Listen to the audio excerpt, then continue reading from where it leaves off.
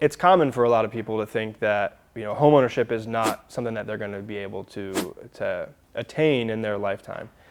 But the great news is there are first-time homebuyer programs out there that will assist in helping you either come up with down payment or closing costs or both, so that you can get into that home and you can attain homeownership and use it as the wealth building tool that it should be. But not every first-time homebuyer program is created equal. The benefit of using these first-time homebuyer programs is they're going to give you the money that you need to kind of fill in around the edge from what you've been able to save and kind of fill that gap to what you can't get to. It's one thing for the first-time homebuyer program to exist. The other thing is, how do I qualify for it?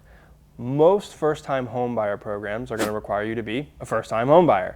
That means you just haven't owned a home in at least the last 3 years. The other components of it are going to be, do you have a job? How much money do you make? And oftentimes the assistance that you get is going to be dependent on how much money you make and the number of people in your house. They understand that a sole income earner living by themselves versus a household of 5 with one person earning income, it's going to be harder for that household of 5 to save the money to come up with the difference between what they need to get into that affordable house and stop renting. The other components of qualifying in most cases are going to be, where do you live? If you're trying to get assistance in Orange County, Florida or Seminole County, Florida, you need to live in and around those areas for at least the last year to have residency to qualify for them.